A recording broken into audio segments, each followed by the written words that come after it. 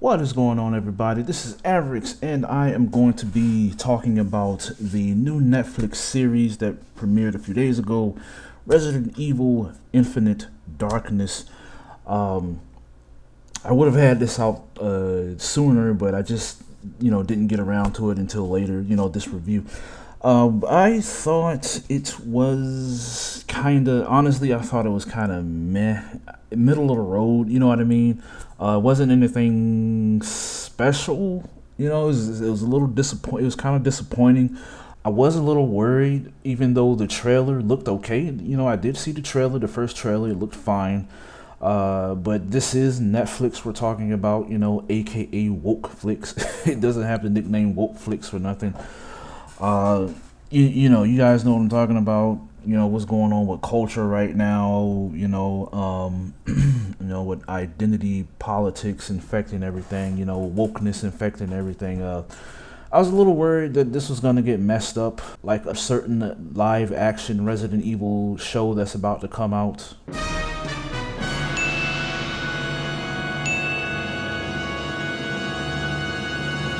What the fuck? Oof. Horrifying. I won't be watching that, but I'll watch other people review that though. But anyway, fortunately, this series here, Resident Evil Infinite Darkness, was done by Japan. It was all Japan.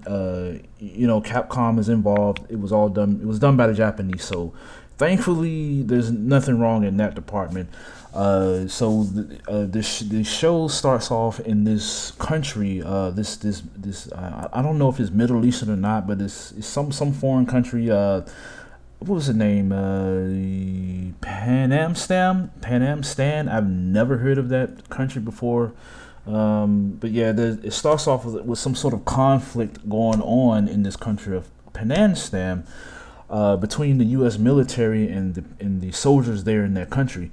And it introduces the whatever the virus that we're gonna have in this new series, because there's always going to be a virus. There's always going to be some sort of virus that causes zombies or something. There's going to be something that causes zombies, and it sets that up, and it shows us that, hey, there's zombies here, that type of thing.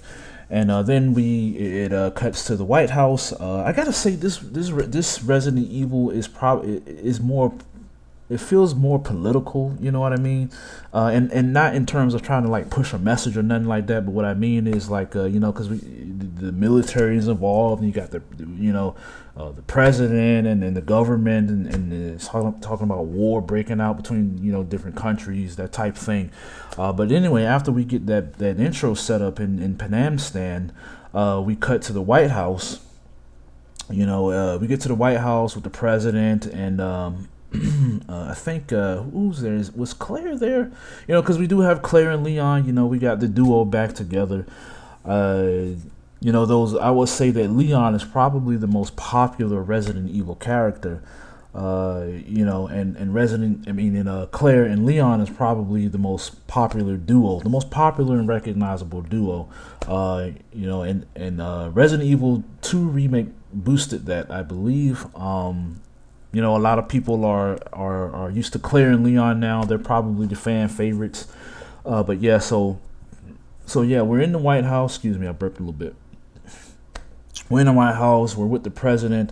Apparently, there's someone they were trying to figure out who. I think somebody hacked something. Somebody hacked some files or broke into something breached the United States government or the White House or something like that, and are trying to figure out what's going on. And they deduced that it had to have come from somebody that's inside of the White House. You know what I mean? And while they're in the midst of figuring that out or trying to discussing that, who could be the culprit. So yeah, the power gets shut off. Someone is unleashed zombies into the White House, and so and it actually starts, and that whole sequence and everything is actually pretty good in my opinion. I like that. You know what I'm saying? I like the whole whodunit thing, the whole mystery whodunit thing, and then and it's building up to the zombies, showing up and causing conflict and stuff like that, and Leon shows up and everything, and so yeah, I liked all of that. I liked how it started off, but yeah, the show overall, and I don't get why it's 4 episodes either. It really doesn't feel like it should have. It didn't need to be 4 separate episodes. It could have easily just been a movie. I don't understand the reason why they decided to make it 4 episodes.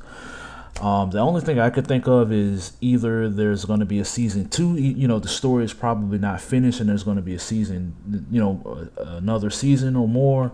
Or they intend to tackle different stories with different characters under the Resident Evil Infinite Darkness name.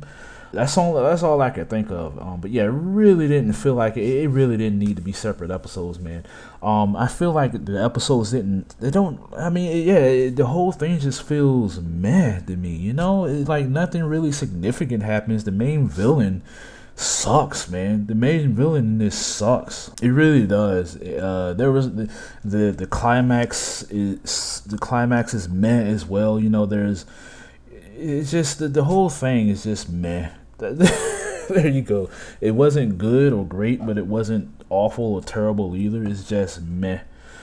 Also, Infinite Darkness is light on the action. There's no memorable action scenes. There's nothing memorable as far as fight scenes or gunfights or action or anything in this series. It's light on the action. There's a lot of there's more talking and discussing things. You know what I mean? Here, say what you will about the Resident Evil, the previous CGI trilogy of Resident Evil movies. From Japan, but at least those had memorable fight scenes in them. They had memorable action scenes. They were strong when it comes to the action. Like the very memorable hallway fight scene from Resident Evil Vendetta. Where Chris and Leon gets in a hallway and then a bunch of zombies pour in and they just turn and look at each other like let's go. You know what I'm saying? And then they just go ham and Leon gets all John Wick and stuff. But you know what I'm saying? It's like crazy. And Chris is showing what he's capable of with this freaking assault rifle that has the bayonet on the front of it, man. It was awesome, man. It was awesome. Balls to the walls, like action. Leon on a freaking bike. It was just crazy, man. He was on the bike with the freaking zombie dogs chasing him, and then he does this crazy action movie stuff where he shoots a gun and blows up a vehicle, and then the vehicle flies over him and hits the dog. I think that's how it went. I don't remember exactly how it went. Or in Resident Evil Damnation, where the giant tyrant gets released, and this, that's where the climax of the action is him combating these super huge tyrants, these new version of the tyrants, and he's fighting alongside some lickers to go, it's crazy, and it was awesome, man. So but here it's just meh, man. It's just meh here in Infinite Darkness, man. It wasn't good, man. It's not good, but it's not terrible, but it's just meh. It's just nothing. It's nothing here, man. The CGI is really good, though. I will say that the CGI is great. They have a different voice actor for Claire this time. Geez, man, they just cannot. Can Capcom just stick to a voice? Can they stick to one voice actor? I swear, it feels like Claire has a different voice actor in every freaking Resident Evil now, man. Every Resident Evil, whether it be a film or a video game or whatever she shows up in, she always has a new voice now. I don't know who voiced Leon in this. I don't know if he still has his same voice actor from Resident Evil 2. It didn't sound like it. I think he has somebody different too. Let me see if I can look this up. A few moments later. Oh no, it is her. Okay, so it's the same person. Okay, so they kept the same. Oh, okay, so they did. They kept the same voice actors from the Resident Evil 2 remake. Okay, yeah, so it's the same voice actors from the Resident Evil 2 remake. I couldn't tell, honestly. I'm ashamed. I'm usually good with dubbed voice actors, but here I couldn't tell. Okay, so they have the same voice actors from the Resident Evil 2 remake. But yeah, I think they did a fine job. Leon and Claire were okay. Honestly, Claire was the sleuth type character. Leon was the muscle. He was the one shooting the zombies and whatnot. And okay, have you guys played Spider-Man, the Spider-Man PS4 game? And you know those sections, you know how Mary Jane was the sleuthing character and everything, and you know what I mean? She was like the sleuth detective type, figuring stuff out.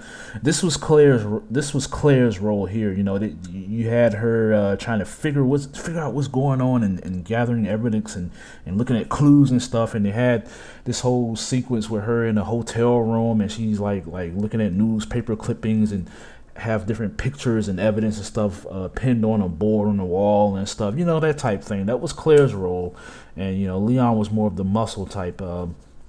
He was the action hero here. But yeah, like I said, it's pretty middling. I feel like I'm just repeating myself, but I mean, there's not really much to say. There's really not much to say. China is involved. China is involved somewhat. None of the characters are just meh too. The new characters are meh as well.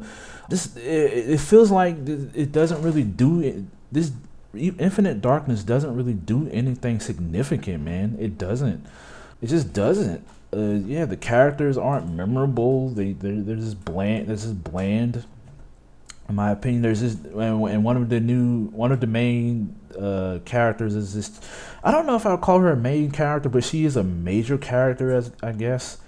She's a Chinese woman, so that's what I mean by China is involved here, not the government, but she herself is Chinese, and something involves her family. You know what I mean? And I was a little worried here. I was like, oh, here we go. This is, I was worried that they were going to portray America as the bad guy and then have China, have the Chinese be the good, innocent people, and have the Chinese girl. It wasn't like that, thankfully. Because I do not like the CCP, the Chinese government. That's my stance on that. So I was like, don't you dare portray the Chinese as the the Chinese government, whatever. But I have nothing wrong with the Chinese people. They're just like us. They're like everybody else. They're just normal, regular people. But the government over there can eat a dick, though. The CCP can eat a dick. But anyway, though. But thankfully, it has nothing to do with the Chinese government. It's just like some people from China. The girl's family is involved a bit. But even so, though, even though the series isn't propping up, the Chinese government as the good people, it's still giving you this framing that this idea that, hey, American military bad, evil, and the rich. See this rich Chinese businessman and his family, good virtuous people. See, look, China is great. Like, no, man, stop doing it. And once again, I'm not trying to say that all Chinese people are evil communists. No, but what I'm trying to say is, because the way their government are bad people, man. You don't prop up a country run by freaking communists, dude, as the good guys against the freaking America. Come on, man.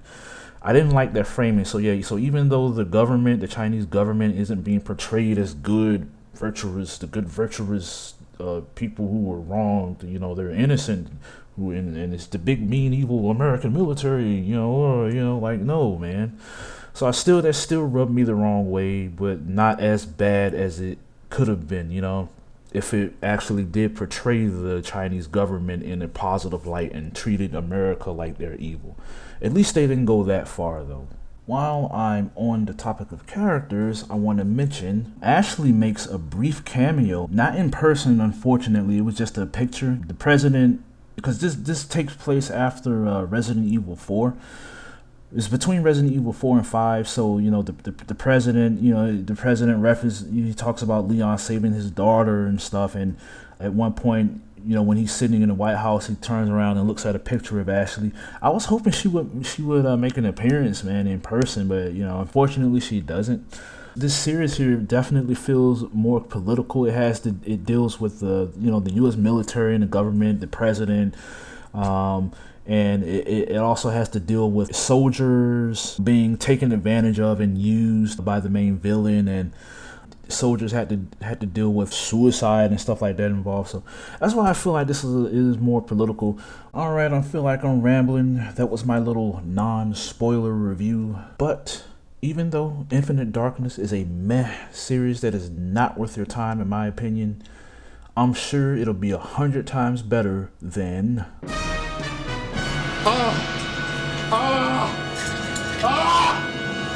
Oh my god! Stop! Yeah, I don't know if I'm gonna do a spoiler-free section. Yeah, I don't know. I think I got everything across. Yeah. So yeah, I think it's fine. I think that's fine.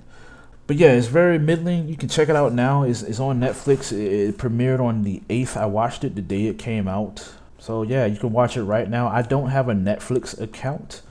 I don't like the people who run Netflix. I don't like the direction that they go in with their productions and stuff like that when they're directly involved, you know, as I explained with the whole thing going on with culture and everything. But yeah, so I don't have a Netflix account. I have my ways of watching. I rarely watch Netflix content anyway.